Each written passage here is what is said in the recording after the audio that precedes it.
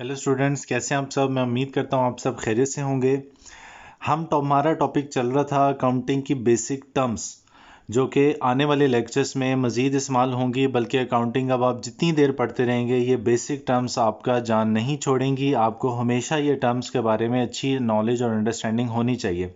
और अच्छी अंडरस्टैंडिंग तभी होती है जब आप उन टर्म्स की बेसिक अंडरस्टैंडिंग को ले लेते हैं। अगर आपको अकाउंटिंग की बेसिक्स के बारे में नहीं पता, अकाउंटिंग इज़ एवरीथिंग अबाउट इस concepts and basics.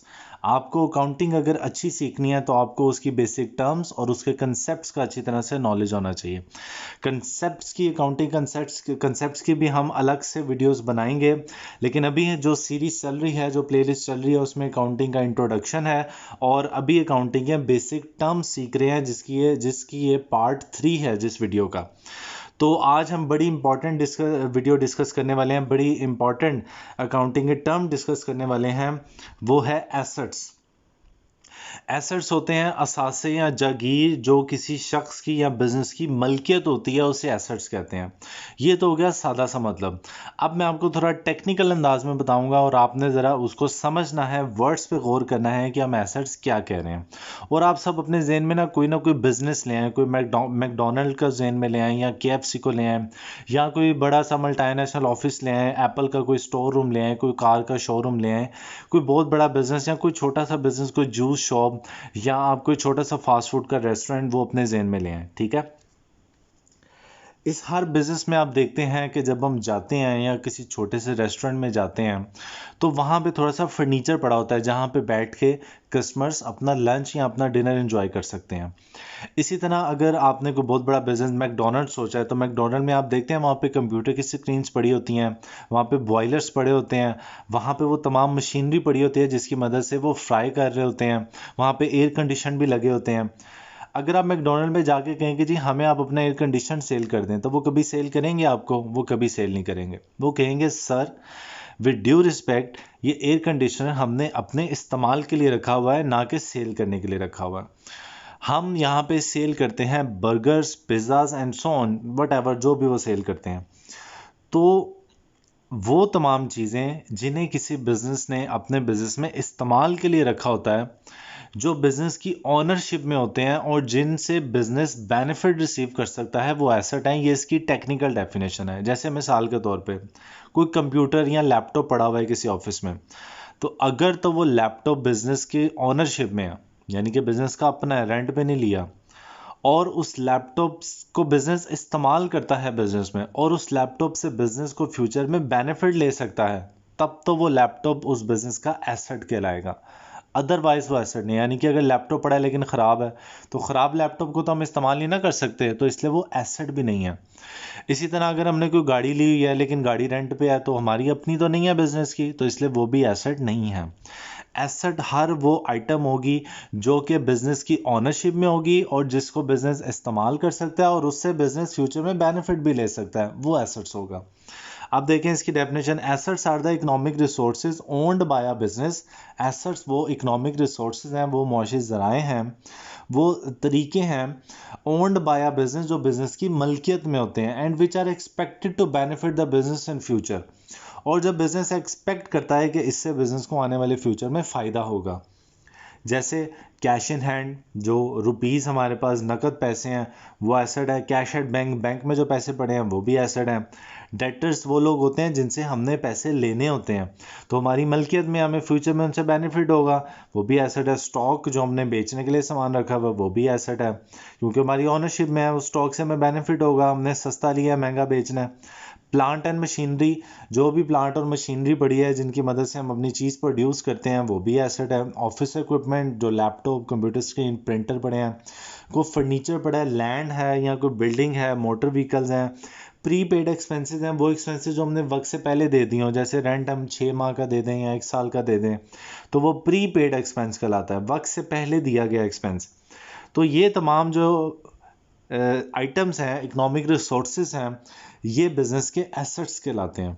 Hope so आपको एसेट समझ आ गया होगा। अब हम आते हैं एसेट्स की टाइप्स में। Assets can be classified into 3 types. Number 1, tangible assets. Number 2, intangible assets.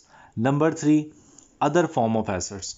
तो अदर फॉर्म ऑफ एसेट्स तो अदर हो गया। हम इन दो को समझते हैं कि टेंजिबल और इनटेंजिबल एसेट्स क्या होते हैं। देखिए, ऐसा एसेट जिसे हम टच कर सकते हैं, जैसे मोबाइल फ़ोन है, मैं इस मोबाइल फ़ोन को टच कर सकता हूँ, इसको फील कर सकता हूँ। ये पेन है, इस पेन को मैं टच कर सकता हूँ, इसे फील कर सकता हूँ। तो हर वो चीज़, जैसे लैंड है, ऑफिस इक्विपमेंट है, प्लांट एंड मशीनरी है, कैश है, मोटर व्हीकल्स है, ये वो तमाम एसेट्स की एग्जांपल हैं जिन्हें हम टच कर सकते हैं। तो वो ऐसे एसेट जिन्हें टच कर सकते हैं, जिन्हें फील कर सकते हैं, वो टेंजिबल एसेट्स कहलाते हैं। वो तमाम एसेट जिन्हें हम टच नहीं कर सकते, सिर्फ उन्हें फील कर सकते हैं, वो इनटेंजिबल एसेट्स कहलाते हैं। देखते हैं इनकी डेफिनेशन और एग्जांपल। टेंजिबल एसेट्स की डेफिनेशन है assets having their physical form. वो एसेट जिनकी कोई फिजिकल फॉर्म होती है, एंड कैन बी टच्ड, और उन्हें टच किया जा सकता है, आर कॉल्ड टेंजिबल एसेट्स, वो टेंजिबल एसेट्स कहलाते हैं। For example land, building, motor vehicle, furniture, cash, prize bond etcetera. फिर है जी intangible asset, assets having no physical form. वो एसेट जिनकी कोई फिजिकल फॉर्म नहीं है, बट दे ओनली फेल्ट, लेकिन उन्हें से फील किया जा सकता है, आर कॉल्ड इनटेंजिबल एसेट्स, वो इनटेंजिबल एसेट्स कहलाते हैं। फॉर एग्जाम्पल स्टूडेंट्स, आपने देखे होंगे जैसे सॉफ्टवेयर्स हैं। आप देखते हैं, अगर हमने माइक्रोसॉफ्ट ऑफिस हमें चाहिए हो, या हमें किसी कंप्यूटर की विंडो चाहिए हो, तो कंप्यूटर तो है हार्डवेयर, वो तो हम खरीद लेते हैं। आपको पता है सॉफ्टवेयर भी पैसों का आता है। अब सॉफ्टवेयर एक ऐसी चीज़ है जिसको आप टच नहीं कर सकते, आप उसको पकड़ नहीं सकते कि जी ये हम सॉफ्टवेयर हाथ में लेके आ रहे हैं, ऐसा तो नहीं हो सकता। सॉफ्टवेयर तो एक ऐसी चीज़ है जिसको आप सिर्फ फील कर सकते हो, वो तो एक रूह की तरह है जो कि हार्डवेयर के अंदर जाके हार्डवेयर को चलाता है। तो सॉफ्टवेयर आप कह सकते हो कि इनटेंजिबल एसेट है। माइक्रोसॉफ्ट ऑफिस अगर हमने 2000, 3000 या 5000 का ख़रीदा है, और उसका एक टाइम ड्यूरेशन होती है कि हमें 1 साल के लिए लाइसेंस मिलता है, 2 साल के लिए लाइसेंस मिलता है, तो वो जो सॉफ्टवेयर है वो उस 1 या 2 साल के लिए हमारा एसेट है, क्योंकि हम उससे बेनिफिट ले सकते हैं, लेकिन वो इनटेंजिबल एसेट है। ठीक है। एक और है गुडविल। गुडविल, आप कोई भी ब्रांड लें, देखें अगर कोई KFC है और एक कोई आम सा फास्ट फूड रेस्टोरेंट है, अगर दोनों बिल्कुल एक जैसे हैं और अगर हम दोनों को बाय करना चाहें, तो ये ऑब्वियसली एक्सपेंसिव होगा। फर्ज कर लेते हैं कि ये 1 मिलियन का होगा, 10 लाख रुपए का, तो ये ही बिजनेस हमें मिलेगा 5 लाख रुपए का, 500,000 का। अब देखें, चीज़ें दोनों बिजनेस में बिल्कुल एक जैसी हैं, एक जैसा सामान है, एक जैसा टेस्ट है, एक जितनी बिल्डिंग है, लेकिन आपको पता है KFC का एक कस्टमर है, एक अच्छी साख है, एक अच्छी रेपुटेशन है, कस्टमर भाग के KFC की तरफ जाता है, जबकि आम से फास्ट फूड की तरफ जाने में उसको टाइम लगेगा। तो ये जो अच्छी साख, अच्छी पहचान, अच्छे ब्रांड की वैल्यू होती है ना, उसे गुडविल कहा जाता है। तो अब गुडविल भी एक ऐसी चीज़ है जो कि कहीं ये नहीं हम कह सकते जी फलां जगह पे गुडविल पड़ी है, जाके शॉपर में डाल के ले आए, ऐसा नहीं हो सकता। ये एक अच्छी साख, अच्छी पहचान को सिर्फ हम फील कर सकते हैं, तो इसलिए ये गुडविल जो है वो इनटेंजिबल एसेट है। ट्रेडमार्क, कॉपीराइट्स, या ट्रेडमार्क वो नाम जिसके साथ हम बिजनेस करते हैं। कॉपीराइट्स, कोई फिल्म, कोई बुक को कॉपी नहीं किया जाता।